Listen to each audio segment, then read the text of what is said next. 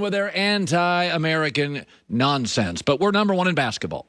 Now, individually, there are some great international players. They won a lot of awards this year in the NBA, MVP, and first team All-NBA, and Luka and sensational.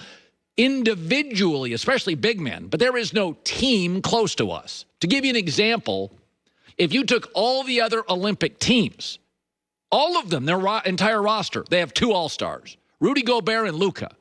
Our team has 10. Just our team has 10. We should have won this game. We should have won it rather comfortably. We're poorly coached and poorly designed and constructed. I've been saying this forever on Greg Popovich. He's a bully. He's what he despises. He makes stuff up. He doesn't listen to facts. He constantly projects at the podium. Sounds like a politician he didn't like much and often criticized publicly. He's become him, making crap up to suit his argument. Nobody thought we were going to beat France by 30. No reasonable person did. In fact, Joy was on the show. I predicted America would win the silver medal last week. That's what I said. They'll win the silver medal. Perhaps I was a bit optimistic, but I still think they'll get to the championship game. We have the most basketball talent, and it's not really that close. Individually, especially with big men, the world is doing a remarkable job to get better. There are several reasons why we lost. Again, I don't think this is a terribly well-constructed team, but our season just ended. Some of the guys on this roster literally were in a championship parade, got in a plane, flew to Tokyo, took a nap, got up and played. Secondly is our players now make so much money with basketball and shoe deals and social media. How invested are they? Number 3, a lot of top players opt out. A lot of our best NBA players are veterans who have been on Olympic teams before and just don't want to do it again. We had a pandemic, and then we had a condensed season, and they want rest. They just don't want to play right now, and I don't blame them. But let's stop with the excuses, Greg Popovich. Nobody that's reasonable thought we should beat France by 30. Most people, myself included, thought it would be competitive. The line was 11.5. That seemed 9, 10, 11 reasonable. This feels like a coach who got out-coached and doesn't want to admit it. Joy Taylor with the news. No. Turn on the news. This is the Herdline News. Well, sticking with the Olympics, Simone Biles withdrew from the women's team gymnastic final today after struggling during her first rotation on the vault. She huddled with her trainer before exiting the floor, and USA Gymnastics announced she would not continue due to a medical issue. She later returned to cheer on her teammates throughout the rest of the competition. Team USA won the silver medal in the event, with the Russian Olympic Committee taking the gold. Biles said afterwards that she wasn't physically injured, but she wasn't in the right headspace to compete and withdrew to protect herself and her mental health.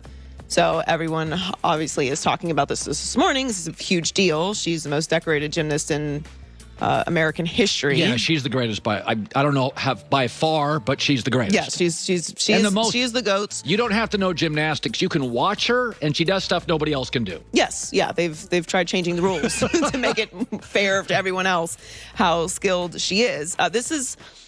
I actually don't. It's obviously very shocking news because she is the competitor that she is. Yeah. But I think this is the right decision if you're not in the right headspace. You should not be running full speed and launching your body off of a vault if you're not completely locked into the situation. That's literally dangerous. Well, I think, Twitter will, as is custom, will have no nuance with this. But This is not basketball, football.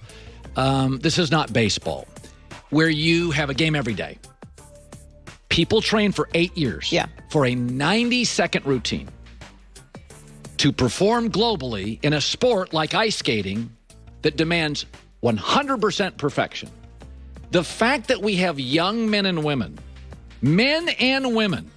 ice skating, gymnastics, that don't, whether you want to call it melting down or anxiety-filled, it's one of those things. I get nervous watching gymnasts on television. I am a ball of nerves watching gymnasts. I'm not being woke here. This is not football or basketball. There's not a game. It's like I'm on the air 3 hours a day. I could have a terrible segment. I get another one. If I trained 8 years for one segment, I'm not built for it. So when I look at this, I think to myself, I'm surprised this doesn't happen. Now, we've seen ice skaters have terrible routines, but these are not my Olympics. These are Simone Biles' Olympics. These are not mine. These are hers. And I'm not going to tell somebody what's going on upstairs. Now we have a layer of social media where nobody says anything nice. Everybody gets attacked, where less successful people troll more successful people. So, as a guy who grew up in a sports culture, part of me looks at it and thinks, you just can't quit. I thought about that driving to work this morning. And then as a dad with a daughter, I think, I don't know how these people do it. I don't know how any of these athletes that train for 10 years for a 90-second routine, how do we not see this regularly? Yes, and I would add more years to that, because generally if you're a gymnast, you're starting extremely young. Extremely young. Ice skaters, extremely young. So you've literally trained for this your entire life. For a moment. Now, Simone has had many incredible all-time perfect moments. Yes. But yes, there's a lot of pressure on her. Gymnastics in general is a sport where perfection is demanded, and if you don't launch yourself at the exact centimeter that you're supposed to launch, like we've seen horrible injuries in the Olympics and in competition. Yeah. The gymnasts have had to play through or perform through. So she is not out of the rest of the competitions. She may compete still in the individual competitions. That's what they said. But we are sending her all of our support and love. It's a very big conversation. Naomi Osaka started this again with, talking to media just a few weeks ago and was widely criticized for it. And I think, I was talking about it this morning. I do look at sports on a personal level, on a human level. Right. And part of that may be how I grew up or playing sports myself or my brother, but I don't consider athletes to be just these pawns and chips that are moved around. Like there's a whole other human element to sports. And I think that moments like this could be good teaching moments for everyone, where really you have to understand, to get to a certain level of anything in life, it's more mental than it is physical. Oh, God. I mean, listen, does everybody remember LeBron melting down against the Mavericks? Literally, the game got into his head. He admitted, I can't be a villain. And LeBron had 4 other opportunities to overcome that moment. Yeah. If LeBron got 90 seconds to perform, what would the pressure be like? And again, I part of me drove to work this morning thinking you can't quit on your team. But then I look at gymnastics, and let's be honest about it. We don't celebrate team success. We celebrate Mary Lou Retton. We celebrate the great individual. When we go to these Olympics, we're talking Carl Lewis, not the USA track team. Yeah. This is about the individual, except for like hockey. And Team USA. Yes, right. But by and large, I'm not sitting there going, we got to beat Russia. I'm rooting for the individual, right? Like if she wins, not the Team USA, she gets the box of Wheaties. She gets the shoe commercial, all that stuff. So part of me was like, oh, how do you let your teammates down? And then part of me thinks this is an individual sport. Let's be realistic about this. This is brutal. Well, I'm sure she came back to root for her teammates. So I'm sure the team competition matters as much to her as the individual does, because it takes great individual performances to get that team win. But at the end of the day, I always feel like moments